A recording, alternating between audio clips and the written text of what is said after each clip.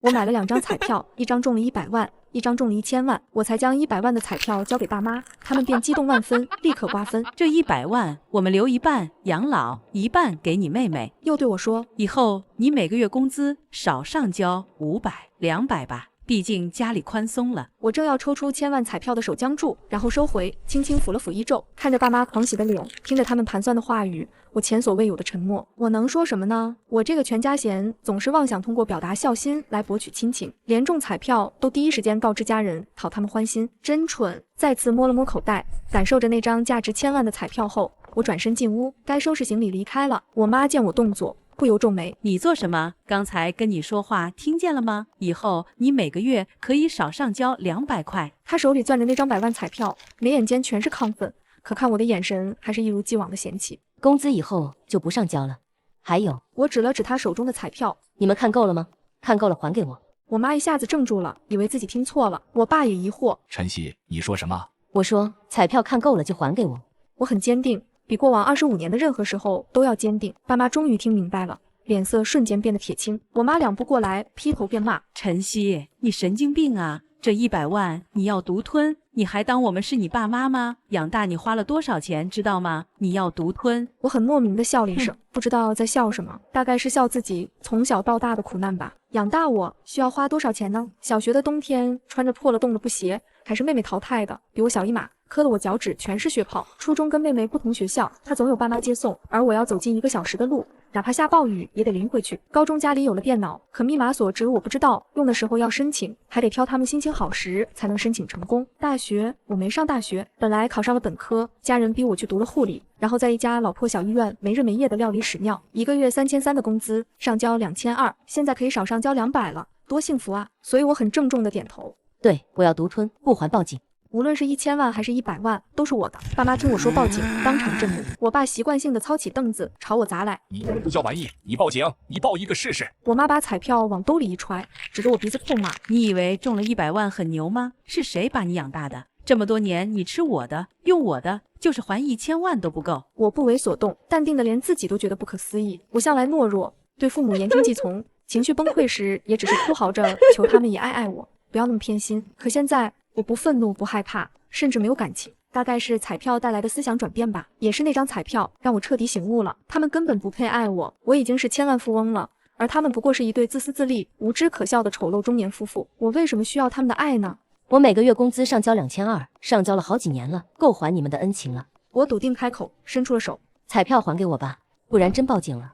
你个神经病，今天发什么疯？我爸实在受不了了，他是很典型的大男子主义家长，容不得子女有半点忤逆，他冲上来就要扇我2巴掌，那架势唤醒了我本能的恐惧，不由自主的往后缩了一下。我妈却意外的拉住了他，跟他说起了悄悄话。我隐约听见我妈说：打他做什么？他要是真报警，我们捞不到好。你没看出他今天不一样了吗？让我来处理。我妈是个很精明的人，她的察言观色本领很强，会在不同情况下转换不同的态度，哪怕对我，她也保持着这一项本领。比如我每次哭诉不公后，她都会给一颗蜜枣，说她也爱我，只是妹妹不懂事，我这个做姐姐的要多付出一些。我每回都吞下了这一颗蜜枣，哪怕知道它有毒，哪怕知道我妈的目的是为了我的工资。现在我妈又要喂我蜜枣了。果不其然，我妈按我爸坐下，挤出笑意走上前来。晨曦，怎么心情不好啊？你中了大奖，要开心点。爸妈也是太激动了，没考虑到你。这样吧，这100万你分5万，当是你的嫁妆了。我无法形容听见这句话的心情，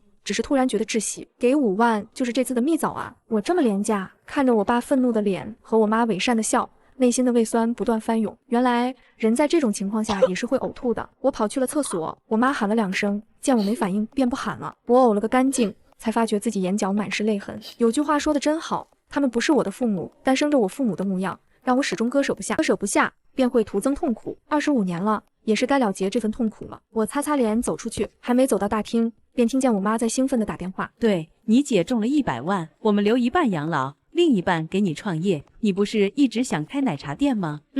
小雪，你快点回来，一起稳住你姐。你姐发疯了，要独吞。我静静听着，又听见我爸插话：小雪，等我们兑了奖就带你去滑雪，你从小就念叨着要滑雪呢。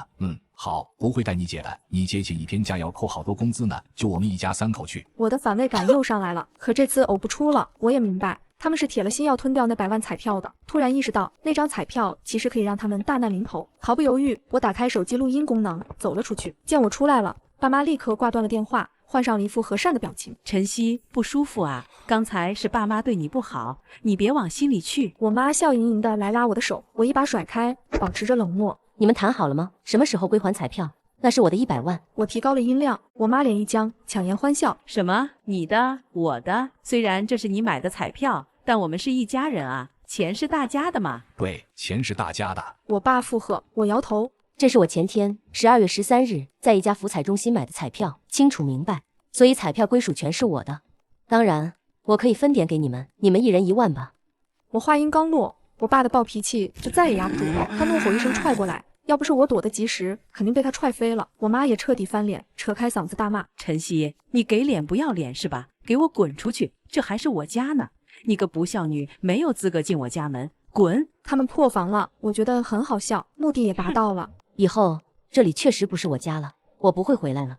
至于彩票，我给你们1个月时间考虑，期限一到不还，我就报警。1个月足够他们花掉那笔横财了，届时就好玩了。我拖着行李走了，下楼时还听见我爸在冷笑：不还又怎样？彩票不记名的，在谁手里就是谁的，由他去告。就是我们明天就去兑奖，我看他怎么办。等他闹够了，还不是要哭着回家？我头也不回。接下来的事就简单了，我先去把1000万兑了，到手能有800万。800万在很多人眼中不多，但对我而言是一辈子。我可以在我们这个小城市买一套别墅，养2只猫1条狗，再种一些月季。对了，工作也要换了，我再也不接受要上夜班的工作了。然后去滑雪，滑雪是我和妹妹陈雪的梦想，但家庭条件不允许，一直没去过。这大概是我们最公平的地方了，谁也没去滑过雪。但我知道陈雪很快就能去滑雪了，家里有钱了。摇摇头，不再多想。我辞去工作，忙碌了起来。1个月后，我搬进了准新别墅，装修风格很合我口味，后院也大，价格才200万出头，相当实惠。我还买了一辆奔驰，50来万，在我们这个小地方也算豪车了。多余的钱我存了起来，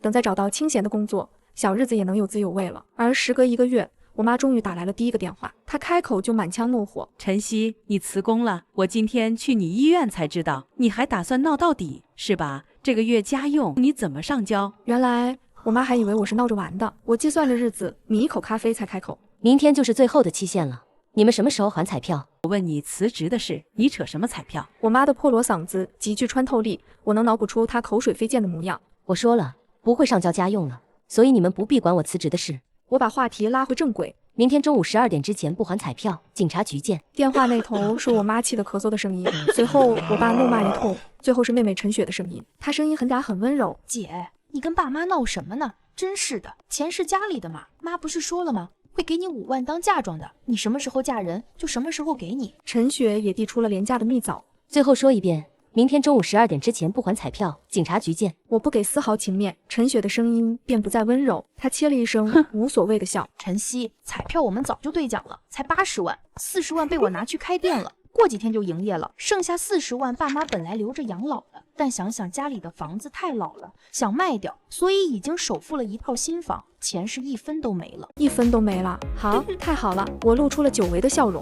第2天，我早早出发，准备去报警。所有证据都已经备好，包括录音、拍照的票根、彩票店的监控画面、购买彩票的付款记录等，我已经咨询过了，只要有这些证据，是能索回所得的。80万，我看他们怎么还。报案后，我回家等通知，结果陈雪的视频先来了，我点击接听，一大片白茫茫的雪景映入眼帘，时值寒冬，皑皑积雪如画，远近人流如织，而陈雪在视频中得意的笑。西西，南方小土豆终于来滑雪了，我们昨天就出发了，在这边住了1晚呢，太爽了！等玩够了，返图给你看哦。爸妈在他旁边都穿着厚厚的滑雪服，嘴里哈着热气，同样笑容洋溢，真是温馨的一家3口啊！我从容淡定地瞅着，陈雪就不乐意了。他想看我崩溃的模样，从小就想。我记得初中有段时间，我老是被同学霸凌，脸上每天都是鬼画符。我求我爸妈去学校帮我一下，求了无数次，他们终于说下班顺路去看看。结果陈雪非要拉着他们去公园划船，那是星期3，而往常陈雪去公园玩都是周末才去，只有那一次，她选了星期3。爸妈宠溺的笑笑，点头答应了。我哭得撕心裂肺。因为知道又要被霸凌了，又要被画上满脸难堪的符号，又要被扯开内衣拍照。我甚至跪了下来，求爸妈去我学校一趟。可陈雪就是不肯，她说今晚公园人少，划船好玩。我不明白人少有什么好玩的呢？我只知道陈雪一直在偷笑，而我的崩溃是她最好的笑料。她现在故意打来视频，无非又是想看我崩溃哭嚎，来增添她游玩的乐趣。可我一点都不难过，我甚至想笑。哇，你好淡定哦，应该是替我感到高兴吧？我完成了我们的共同梦想。陈雪观察着我的表情，又故意展示更多滑雪场的美景，末了还让我妈拿着手机，她摇摇晃晃地滑了一小段，我毫无触动，说挂了。我妈哼道：“又生气了，我不明白你一天天闹什么。本来还想带你来的，你却擅自辞工了，所以不带你了。”我淡然一笑，我找到新工作了，工资5000一个月。我妈狂喜，旁边面黑黑的我爸也笑开了花。原来是跳槽啊！5000一个月更好，不愧是我老林家的女儿。我笑而不语，乖女儿真棒，这下可以多上交些家用了。交4000怎么样？4000太少了，我一般只留500。我的话让爸妈乐得眼睛都睁不开了，一个劲儿地说好，还拉过陈雪道：“小雪，你姐换工作了，5000一个月，以后你奶茶店要是出什么问题，可以找你姐帮帮忙。”陈雪眼睛一眨，连连点头：“好好，谢谢姐姐。”我又想吐了，慢悠悠道：“5000块工资。”我一般给公益组织捐4500，比如救助受伤的猫猫狗狗什么的，我留500吃饭就行了。我这话一出，那一家3口全都变了脸。不用想，接下来必定是狂风骤雨，他们再也不会有游玩的心思了。我可不想听他们啰嗦，丢下一句话就挂。不聊了，要给家里的小猫小狗买雪花牛肉了，拜拜。宠物吃的都比你们好，气死你们！视频定格的最后是他们铁青的脸和即将爆粗的嘴，随后他们数次打来视频和电话，我一概不接，我只是等着。好戏开场了，这不过是开胃小菜。果不其然，当天下午3点不到，我又被狂轰滥炸了，他们的电话一个接一个，最后来了陌生电话，我这才接听，结果是我妈。晨曦，你真的报警了？你这个不要脸的东西，你把亲生父母告上法庭，你还是不是人？除了我妈，还有我爸和陈雪的声音，全都在骂我。他们估计是借了陌生人手机，终于打通了。警察怎么说，你们就怎么配合，就这样，拜拜。我又一次挂断电话，他们还要打来，可我直接拉黑，抱着我的小猫咪去喂我的狗。接下来数日就是不断的往警察局跑，因为案件比较复杂，涉及到了亲属纠纷，处理需要一定的时间。在此期间，那一家3口始终没有露面，他们其实回来了，但不肯见我，听说要跟我断绝关系呢。我无所谓，反正我清闲，耗着呗。没过多久，一个警察姐姐给了我比较明确的答复，说随便告，钱肯定是我的。我在家里跟爸妈的对话录音很关键，那一家3口也得知我录了音，再无底气。果然，晚些时候，我妈用一个陌生号码给我发来短信：晨曦，你真狠，你明知80万有一半让小雪开了奶茶店，还有一半我们首付了一套房，现在分文不剩，我们怎么赔？你要毁了你妹妹的奶茶店和我们的房子才开心吗？对啊，这样我就开心了，开心死了。见我没有秒回信息，我妈撂下一句狠话：给你最后一次机会，撤案，我们原谅你，这件事就这么算了。就这么算了？我回滚。这件事当然不会就这么算了，我胜券在握，怎么告都赢。在等待了一段时间后，又跑了2趟相关部门，尘埃落定，80万必须回到我的手上。如果陈雪一家3口拒绝，将被强制执行，并且列为失信人员，以后滑雪得自己开2000公里车去。我心情大好，开上我的奔驰，在城里溜达一圈，瞥见街角有家新开的奶茶店，果断停车去买一杯。才下车，就看见门口贴着旺铺转让的字样，我愣了愣，便见陈雪神色疲倦地抱着一打纸箱走出来，她满脸愁容，嘴唇发白，毫无精气神，可见这些天过得有多难受。四目相对，她也愣住了，随后张口大骂：晨曦，你个贱人，你害得我好惨，还敢来看我笑话，为了80万连亲人都不要了，现在我要转让奶茶店筹钱，家里的新房也贱价卖了，爸妈整夜愁得睡不着觉，这钱你拿得安心吗？我嗯了一声，特别安心，我还好心的指点迷津：他们睡不着，可以找个夜班上啊，争取早日钻清80万。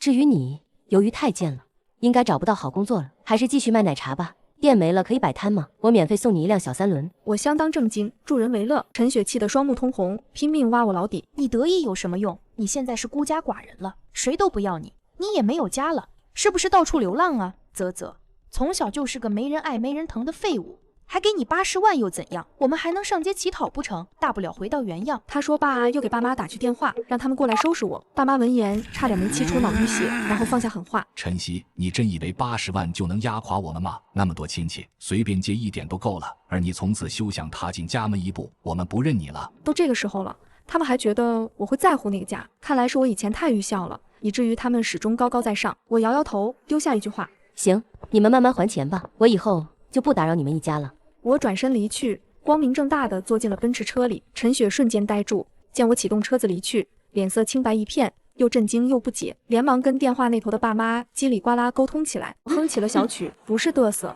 而是知道要上正餐了。既然80万压不垮你们，那800万呢？反正800万是瞒不住的。我住别墅开豪车，终究会被发现，毕竟这只是个小城市。既然迟早会被发现，那就主动撒饵吧。我要让那3头畜生彻底翻不了身。很快，我一个关系较好的表弟忽然来拜访我，他看见气派的别墅和院中的奔驰，有点目瞪口呆。随后，他掏出手机，划出一则新闻，那是省福彩中心的新闻，配图是一个戴着口罩的女人，女人正是我当时去领奖被拍下的。表姐，这是你吧？你中了1000万，不对，还有100万。你们家的事已经闹得沸沸扬扬了，你爸妈到处找亲戚主持公道呢。我点头承认，我中了1100万。表弟羡慕的口水直流。卧槽，真的？富婆缺狗吗？我只要一台电脑。我失笑，问他是你自己来的，还是别人派你来的？表弟挠挠头，我自己也想来，不过确实是你爸妈让我来的。他们现在的心情跌宕起伏，貌似很不平静，被1000万砸懵了。话落，他的手机响了，是我妈打来的视频。表弟给我看，小心翼翼地问我接不接，接呗。表弟便接了，入目是一张哭哭啼啼的脸。我妈流着泪，红着眼问我在哪里，他的眼珠子却精明的滴溜溜转，窥探别墅里的一切。表弟又看我，我抱着猫摸毛，在镜头外开口。什么事？我妈听见我的声音，当场泪崩，哭得上气不接下气。乖女啊，怨我们啊，是我们对你太差了。其实你离开那天，我们就后悔了，晚上睡不着觉，怕你一个人孤苦伶仃。我的猫呕了一声，原来是我的手指戳到他喉咙了。表弟在一旁翻白眼，我妈干咳2声，一把鼻涕一把泪。你晚上回来吃饭吧，我跟你爸亲自下厨，你妹给你端茶倒水，就当是道歉了。这么好吗？这样的待遇，我25年都没享受过。我妈以为我心动了，忙说：对，以后天天做饭给你吃。有红烧肉吗？我询问，我妈说有，顿顿都有红烧肉。哦，那算了，最讨厌红烧肉了。记得高中时，你们见我讨厌，逼我吃了整整半碗，我吐了一地，又被你们打肿了嘴。我轻描淡写的回忆着，表弟一脸惊诧，我妈尴尬的笑不出来了。我爸从一旁冒出来，表情僵硬，眸中藏着火气。晨曦，行了，是我们的错，你现在回来吃饭，我们好好聊聊彩票的事。1000万不是个小数目，你一个女孩子家的不懂得怎么打理，我们帮你打理。他说的道貌岸然，我接过手机，直面那张我曾经无比畏惧的脸。我爸跟我对视，挤出一抹笑。快回家吧，我们是为了你好，帮你打理。滚！我挂断了视频，表弟在一旁不知道说什么好。我笑笑，回去吧。等我应付完接下来的一场大仗，就送你一台外星人电脑。大仗不可避免了，我内心隐隐有点期待，复仇的终极之战终于要开始了。不出所料，当天下午，一群人浩浩荡荡地杀到了我的别墅外，正是那一家子和10几个亲戚。他们来的时候，我正好在院子里喂狗，喂中午吃剩下的三文鱼和鱼子酱。这2样东西我早有耳闻，所以有钱了买来尝尝，还是专门买进口的。结果并不合我胃口，所以给狗吃了。陈雪当场惊呼：他拿三文鱼喂狗都不肯分我们点钱。大家看清他的为人了吗？我能清晰地听出他语气中的怨恨和愤怒，仿佛我的钱本该是他的一样。我爸妈也是如此，他们贪婪地打量着别墅和院落，满脸藏不住的渴望。亲戚们则神色各异，隔着院子大门看我。我拍拍手，并不开门，而是与他们隔着铁门相望。我妈一把抓住铁门摇晃，晨曦，开门！我理都不理，直接给物业打电话，让他们派点保安过来，以防万一。妈的，你开不开门？你真是自私到了极致，1000万全留着自己用。我爸眼中喷火，牙关都要咬碎了，那是痛失1000万的锥心之恨。我还是不理，等着保安过来。不一会儿，5、6个保安过来维持秩序，我爸妈不得不冷静下来。而陈雪眼珠子一转，楚楚可怜的嚷嚷：亲戚们都来评评理，奶奶、大伯、二姑都评评理，我们一家被晨曦害惨了。他叽里呱啦一大通输出，我爸妈便打辅助，一直添油加醋，把我说的人神共愤。我索性搬来椅子坐着，看他们表演。他们说的口干舌燥，满脸涨红，结果我纹丝不动。梳着板寸头的大伯开口了，他德高望重，是我们家族里最有钱的人，身家有个几百万。小希啊，事情我们都知道了，你爸妈是不对，明明是你中的100万，他们竟然只顾着自己和陈雪，伤透了你的心。显然亲戚们只知道这点事情，那一家只挑轻的说，难怪大家都来帮他们助威。我还是不说话。大伯看向奶奶，奶奶一头白发，平日里倒也疼爱我，迟疑着开口：小希，亲情是斩不断的，你不要闹那么大脾气，你爸妈知道错了。知道错了，所以跑来骂街，这亲情早该断了，今天就由我亲手斩断。我扫视众人一圈，看向大伯：大伯，你还记得我初2那年，你去学校帮我出头的事吗？我的问题出口，众人都安静了下来。大伯有些疑惑，记得怎么了？那之后他们没有欺负你了吧？没有，他们一直以为我没有爸妈，所以才欺负我。结果你去了，他们就怂了。我停顿了一下，加上他们已经欺负了我半年，在我脸上鬼画符腻了，用烟头烫我胸口也腻了，逼我舔鞋底也腻了，都腻了。又知道我有家人，所以放过我了。大伯闻言瞪了眼，烫胸口舔鞋底，半年。我点头，众亲戚面面相觑，有些惊愕。二姑疑问：你怎么不告诉你爸妈？这怎么能被欺负半年呢？我告诉了，整个半年一遍遍说，一遍遍跪下哀求，他们都不去。众人死寂了，纷纷看向我爸妈。我爸妈心虚起来，尤其是我爸，他左右看了一下，说：当年忙，每天都忙，实在没办法去。我又问三姨：三姨，你记得高三那年，我一个人半夜走去你们医院吗？那时我发高烧，迷迷糊糊只记得三姨在人民医院急诊科上班，所以就裹着一层被子走了过去。三姨点头：记得，你当时一来就晕了，也没穿鞋，真可怜啊。我也觉得自己挺可怜的，大半夜发烧，求我爸妈带我去医院，他们却嫌麻烦，让我自己喝点水行了。我实在难受，忍了半小时，还是敲了他们卧室的门。我爸起床就把我踹飞了，因为吵到他睡觉了。我是带着笑说的，众人都倒吸了一口凉气。我爸脸色有些发青，阴沉地盯着我。我妈又打圆场：你爸起床气大，你是知道的，这点小事记恨这么久，至于吗？小事吗？这样的小事可太多了。我慢条斯理的一桩桩道来，说了许多过往的事，有大冬天被锁在阳台，冻得手脚皲裂；有面壁思过一整晚，第二天早上做早餐；有被陈雪山肿了脸，还被爸妈逼着给他揉手掌。每一桩往事都是我人生中痛苦的伤痕。所有人惊愕呆立，连保安们都不敢相信。大伯终于听不下去了，怒斥我爸：陈荣，早就听说你偏心，没想到你这么偏心。陈雪是你女儿，陈曦就不是了。他都要告我，老子不认他这个女儿。我爸在这个时候索性破罐子破摔了，不做任何辩解，只顾着维护他的大男子主义颜面。亲戚们纷纷呵斥起来，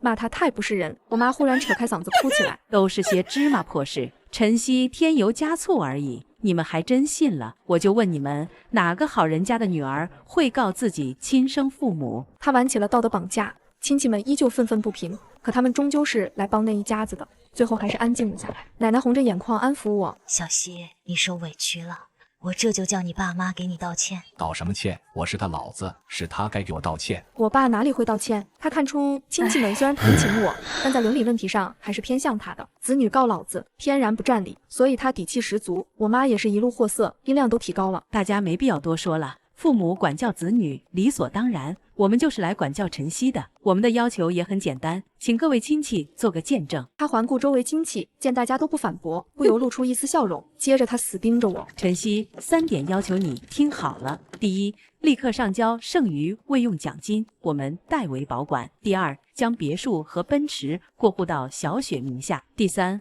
不再追究那80万欠款的事，哪有父母还子女钱的？我妈说的理所当然。她自始至终都是那个高高在上、愚昧自私的妈。我气笑了，想放声大笑，却又被恶心感压得喘不过气来。我不得不骂人：恶心！所有人都怔住了。我妈瞪大了眼，不敢相信我会这么直截了当的骂她。我爸不由给了铁门一脚，被保安摁住。大伯也怒了，呵斥我：陈曦，你也太没礼教了，再怎样也不能骂自己亲妈。是啊，陈曦，这样不好。三姨面色纠结，不少亲戚都批评我。我呼了口气，既然我妈直奔主题了，那我也直奔主题吧。我反问大伯：我骂我妈恶心不行，那我妈骂你傻就行吗？大伯发愣：什么？大伯啊，你是家族里最有钱的人，说话也有分量。我爸妈对你也很尊重，但是呢，一到背后，那可是一口一个蠢货、装货。我话语不停。上次过年，我妈找你借5万块买车，你犹豫了很久才借，还趁机讲了一大堆道理。我妈回去后就骂你装货，借个钱那么多屁话。闭嘴！我妈脸色惊变，又被院门隔着，压根拦不住我。亲戚们一片哗然。大伯是聪明人，看我妈的脸色就知道我没撒谎。他又惊又气，腰杆都弯了一些，嘴唇也哆嗦了2下。他自认是个备受家族尊重的体面人，被人背后辱骂是难以接受。我妈语气结巴，但怎么解释都是徒劳的。我趁热打铁，又问二姑：二姑，你老公活着的时候没少照顾我家，每次搬煤气罐都是他搬的，家里买了家具、拉网线什么的都会找他帮忙，他总是乐呵呵的，毫无怨言。我停顿了一下，有点悲伤。他还给我买西瓜吃，可惜了，去世了。活着的时候，我爸妈就经常骂他穷开心，整一个愣头青，四肢发达，头脑简单。等他去世了，我爸妈还拍手说死得好，就因为他死前在我家吃了一顿晚饭，我爸妈觉得亏了。我很喜欢二姑父，所以聊了很多他的事。二姑脸色渐渐青白，又震惊又悲痛地盯向我父母，他们连连摆手说没有，可心虚的满头大汗。还有三姨，你长得漂亮，人缘很好。我妈说你是狐狸精，天天晚上跟野男人乱搞，所以孩子不像三姨夫的。当然，我爸会帮你说话，他不信你是狐狸精，除非你也勾引他上床。什么？三姨一头长发都气得要飞起来了，她漂亮的脸蛋一阵红一阵白，呼吸也急促了许多，显然气坏了。我爸妈汗流浃背，盯着我破口大骂，骂我不是东西，骂我胡说八道。可所有亲戚都在窃窃私语，气氛十分古怪。陈雪着急忙慌的救场，大家别听他瞎说，我爸妈一直很敬重和喜欢你们的，真的。陈雪，你挺喜欢大伯的小儿子吧？之前总是抱着他玩，就是不知道为什么一抱就哭。我笑了起来，陈雪脸色大变，也开始冒汗。大伯皱眉，小希，你说明白点。大伯，你老来得子不容易，你家2个女儿，我家也是2个女儿，本来我们相安无事的，结果你拼出个儿子。我指了指我爸妈，这可把他们气坏了。陈雪就帮他们出气，经常用针扎你儿子哦。大伯震怒，他不止被辱骂，连儿子也被针扎。一时间，他哪里还要什么体面，当场给了陈雪一个大巴掌，扇得陈雪一头撞院门上，发出咚的一声巨响。他痛得哀嚎，我赶忙开口，撞坏了门要赔钱哈。现场有点乱套了。大伯冷冰冰的扫了一眼我爸妈，甩手而去。从今往后，我家跟你家断绝关系，说好的借30万也不借了。我也一样，你们一家子坏种，真该死，还想我借10万，没门。二姑黑着脸离去，三姨眼睛都是红的，一言不发就走了。她也不会借钱了。很快，亲戚们纷纷散去，只有表弟朝我竖起大拇指，然后扶着奶奶上车。门前只剩下那畜生一家了，他们面无血色，浑身哆嗦，知道大难临头了。他们之前没有被80万压垮，是因为还能筹钱，可现在亲戚们不借钱了，还断绝关系，他们怎么筹钱？我杀了你！我爸彻底发狂，再次撞门，又被保安摁住了。保安问我要不要报警，我平静地开门走了出去，走到了我爸面前。他凶神恶煞，气喘如牛，加上五官气扭曲了，极度狰狞。这张脸曾经是我一生的梦魇，我无论什么时候看见都会害怕的瑟瑟发抖，更别提他发怒的时候。可现在我死死盯着他的脸，然后猛地一脚踹出去，砰的一声，正中魔丸。他痛得弯腰抽搐，哪里还有叫骂的力气？原来我也能打你。我讥笑不已，我妈赶忙冲过来，我猛地暴喝，滚！她被镇住了，难以置信地看着我。我大概变得陌生了，勇敢了，不是她认识的女儿了。晨曦，算你狠，你这个不顾亲情的不孝女，我们走着瞧。最后，爸妈灰溜溜地离开，陈雪捂着脸，也不敢吭声了。我却叫住陈雪，她神色愤恨又不安，不明白我要干什么。我凑近，打开银行卡余额给她看了一眼，上面的零虽然没有成都的多，但也不少了。陈雪瞪大了眼，她虽然知道我有很多钱了，但亲眼看见还是被震撼了。贪婪席卷全身，她呼吸都快了一拍。我叹气，妹妹，你知道吗？这些原本都是你的。她咽了一下口水，我继续惋惜。那天我是要将2张彩票都给爸妈的，结果才给了1张，他们就兴奋过头了，让我以后少交200块家用。你明白我的感受吗？是我的彩票，可我得到的仅仅只是少交200块家用。我轻笑起来，他们太笨了，不肯多装一会儿，为了200块点醒了我。陈雪的脸色越来越难看，越来越气愤。我多加一句，如果那天你在家就好了，你起码会对我笑，会甜甜的喊我姐姐，而不是计较200块钱，我也就心甘情愿的把1000万彩票给你了。这句话压垮了陈雪的精神，她愤恨不甘，意识到本该到手的1000万资产就因为200块泡汤了。你们2个真是废物，老不死的废物！陈雪咬着牙关冲向爸妈，近乎癫狂地将他们撞倒，还踹了2脚。2个老畜生不明所以，又不舍得还手，只能连连躲闪，眼中全是惊愕和悲痛。200块，200块！你们2个狗东西能不能有点脑子啊？本来是我的1000万啊，我的1000万啊！精彩，太精彩了！我乐得合不拢嘴，心满意足。等那3个畜生狼狈离开，我长呼一口气，转身看看我的猫，还有头顶的晚霞，不由露齿一笑。喵喵，过来。2天后，我出发去北方滑雪。当感受着脚下那一片白时，我莫名其妙哭了起来。其实雪没什么好哭的，滑雪也没什么好哭的，但我就是哭了。旁边的东北大哥打趣：“哟，纯正南方人啊！”我破涕为笑，哈一口热气，滑吧，奋力的滑吧。后来我开始全国旅行，去了很多想去的地方，吃了很多想吃的东西。我还体验了汉服，也坐了轮船，甚至跑去澳门摸了2把，结果输了2000块，给我心疼得连夜扛着火车跑了。最后兜兜转转回到了老家。一回去，我那鸡贼的表弟就来了。其实他每天都来，毕竟我雇了他帮我养猫喂狗。见我回来，表弟搓搓手，嘿嘿笑。姐，哦不，女王大人玩得开心吗？奴才的键盘有点坏了。买。家。一番闹腾，表弟突然神色纠结起来，欲言又止。我让他有屁就放，他便放。你爸妈好惨，因为没人肯借钱给他们了，他们还不起80万，已经被强制执行了，家都清空了，高消费也限制了。他们租了个破房子住，在老城区那边，结果第一晚做饭就失火把房子烧了，房东气得把他们告了，估计要赔不少钱。啊，这么爽的吗？还有吗？我迫不及待。有，你爸妈实在没法了。到处求人救济，你奶奶本来想借，但被你大伯骂了一通，不敢借了。你爸妈实在没招了，只能去干苦力。你爸做零工，你妈去当清洁工。我上次见他们，简直瘦得不成人形了。表弟啧摇头。陈雪呢？我继续问。离家出走了，还带走了最后的一点积蓄，虽然不多，但成了压倒你爸妈的最后稻草。表弟鄙夷不已。这陈雪真是狼心狗肺，回去后天天辱骂爹妈，还卷钱跑了，拉黑了所有联系方式。你爸妈几乎一夜白头啊！我笑了，这就对喽。我一直知道陈雪是全家的宝，也是父母的精神支柱，钱没了可以再挣，有一餐饭吃就不会饿死。可精神支柱没了，能怎么办呢？陈雪的离开才是最致命的。挺好，顺便给你买个鼠标吧。再见到父母已经是半年后的事了。那天我开着车路过春华路，发现有个羸弱的清洁工正在扫叶子，一边扫一边咳，貌似还咳出了血。而旁边坐着一个灰头土脸的老年人，似乎才从工地回来，正麻木地啃着玉米。虽然他们变化很大，但我还是认出是我那畜生爹妈。由于刚好遇到了红灯，我不得不停下，他们便抬了一下眼，认出了我的车，频频看来，最后确定了车牌号。我妈丢下扫把，顶着一张挤出产笑的惨白的脸来敲玻璃窗，我不开，她一边敲一边哭了起来，嘴巴张合着说着话，看表情估计是在悔不当初，求我原谅。我爸也挪了过来，叽里呱啦不知道说什么，我依旧不理。我爸扑通跪了下来，哭得满脸泪痕，求我开窗。不少行人都惊奇看来，甚至有些人围了过来。我开了一条缝，听见了他俩的声音：闺女啊，求你了，别生气了，我们知道错了，你帮帮我们吧。毁了，一切都毁了。陈雪跑去上海了，除了逼我们给钱，一概不联系。老天爷啊，我们走投无路了，乖女，只有你能帮我们。他俩的嘴跟放鞭炮似的，